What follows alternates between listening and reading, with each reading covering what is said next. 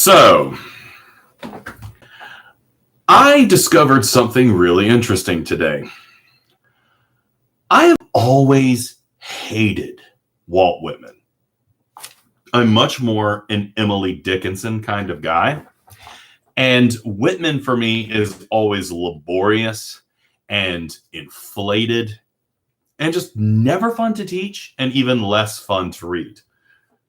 But this morning, I decided to go into teaching Walt Whitman completely and totally unprepared and just read it to my class and offer little bits and pieces of commentary here and there as I try to interpret this absolute beast of a poem. And believe it or not, it was ridiculously fun. The students actually kind of sort of weirdly enjoyed it.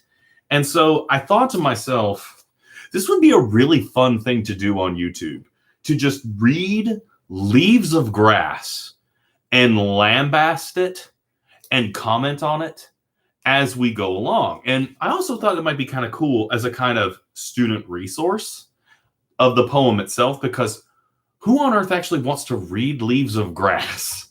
I've always had this weird kind of sort of attitude towards poetry that it really should be heard to be appreciated. That its performance aspect is something that's really integral to that understanding. And when you read this garbage out loud, there is a very entertaining quality to it, especially if you're reacting to it as you go along. So we're going to do a little bit of an experiment today, and I'm going to read several parts of Leaves of Grass. You'll also notice I haven't bought the actual book yet. I'm reading this out of an anthology. So I am going to get the actual book because I think it's a little disingenuous to do this while reading from footnotes and things like that. And I really want to do this without overworking the preparation for it. That, in essence, I think kind of overworks it. So let's try the first 3 parts from Leaves of Grass and see how it goes. The first, oneself I sing. This is, he does this singing of self over and over and over again. Like, this guy's got a hell of a song, right? Here we go. Oneself I sing, a simple, separate person, yet utter the word democratic, the word en masse. Of physiology from top to toe I sing. Not physiognomy alone, nor brain alone is worthy for the muse. I say the form complete is worthier far. The female equally with the male I sing. Whitman is so unbelievably grandiose that he's trying to include everything he possibly can within his lines of poetry. So that, and I stopped at physiognomy, and this definition is absolutely hilarious to me. Apparently, physiognomy is the practice of judging, of interpreting human character from facial features. Right? That's bizarre. I never heard of that. Let's keep going. Of life immense in passion, pulse, and power. Cheerful, for freest action formed under the laws divine. The modern man I sing. Like, again, just so unbelievably, just, he thinks himself as being like this titan of verse, this titan of poetry, and he's just trying to include everything he possibly can into this one simple section. That's the first part. One's self I sing. The next part is shut not your doors. Shut not your doors to me, proud libraries, for that which was lacking on all your well-filled shelves, yet needed most I bring. What you need the most I bring to you, right? A little bit conceited, maybe, like just a tiny bit. Forth from the war emerging a book I have made. The words of my book, nothing. The drift of it, everything. A book separate, not linked with the rest nor felt by the intellect. But you, ye untold latencies, will thrill to every page. When I read Whitman, I think of the Saturday Night Live version of that guy from Inside the Actor's Studio. I can't remember his name right now, which is a real shame. But like not really the guy, but the Will Ferrell version of him, over enunciating things, boasting, shouting things. And it's funny too, because I bring a book I have made, right? Whitman did not have a lot of problems with confidence, I don't think. Now, for Song of Myself. Not only did we have One Self I Sing, but now we get the Song of Myself. He was a very dynamic writer, wasn't he? Here we go. I celebrate myself and sing myself. And what I assume you shall assume. For every atom belonging to me as good belongs to you. I loaf and invite my soul. I lean and loaf at my ease, observing a spear of summer grass. My tongue, every atom of my blood formed from this soil, this air, born here of parents, born here from parents the same, and their parents the same. If you'll notice in the lines, he indents the poem for the first time at the repetition of the same. That's like really important. We've got like 3 generations of sameness here. I, now 37 years old, in perfect health begin, hoping to cease not till death. Creeds and schools and abeyance, retiring back a while sufficed at what they are, but never forgotten. I harbor for good or bad. I permit to speak at every hazard.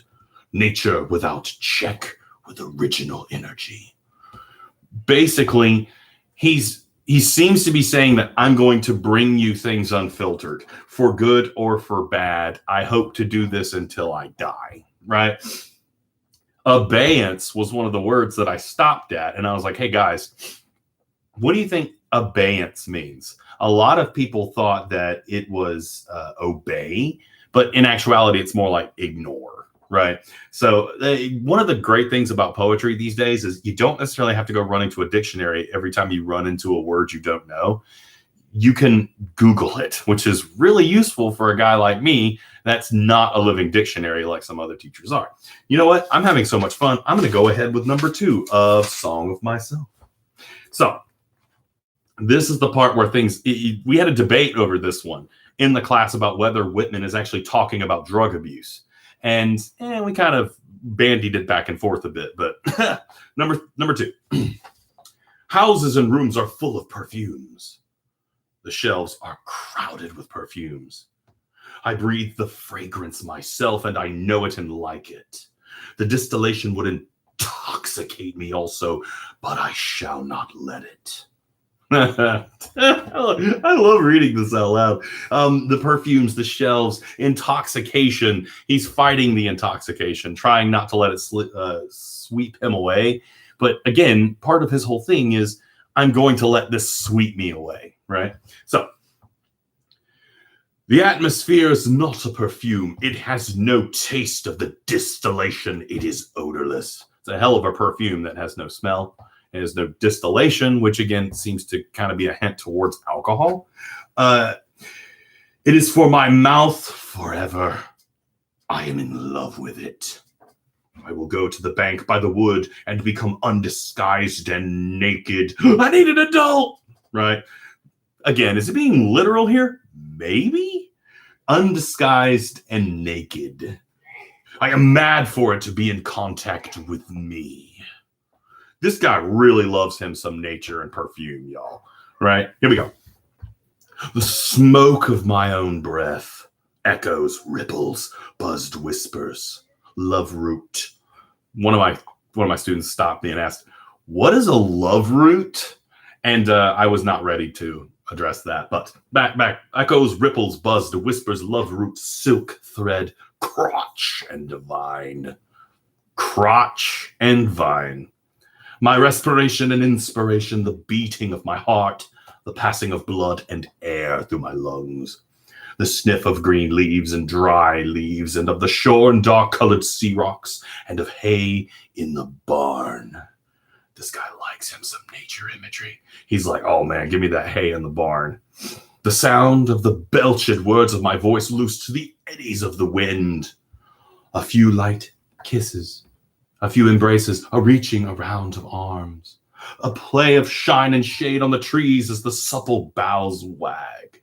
The delight alone or in the rush of the streets or along the fields and the hillsides.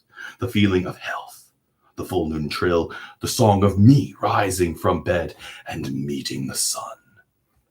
Now, I also wanted to point out that one of the other things about Whitman that's kind of interesting is the fact that he doesn't beautify everything that he describes. He's belching out the words, right?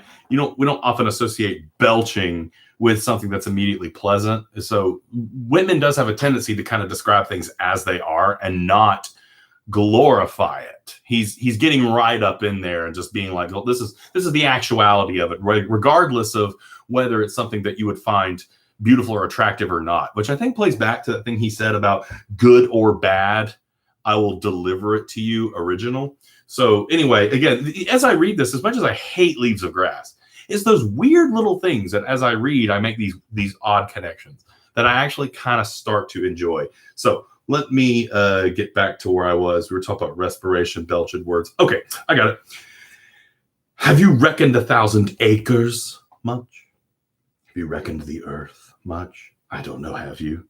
I can't help but think of Ted Mosby as I read this out loud. But have you practiced so long to learn to read? Have you felt so proud to get at the meaning of poems? Everyone in my class rolled their eyes. Are you so proud that you can get at the meaning of poems?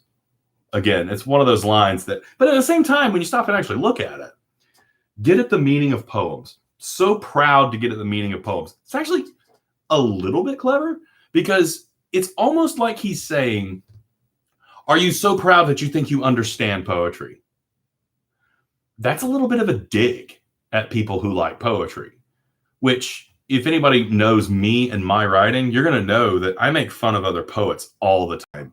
And I really abhor the pretension of poetry. Anyway, dear God, we got to finish this crap. So, stop this day and night with me, and you shall possess the origin of all poems.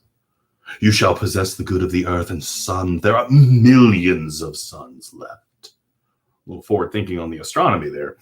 You shall no longer take things at second or third hand, nor look through the eyes of the dead, nor feed on the specters in books.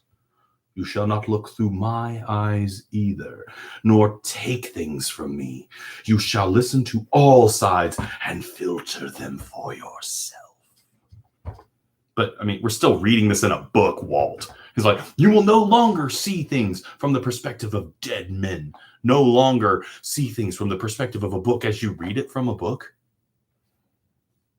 I love him as much as I hate him. It's hard to describe.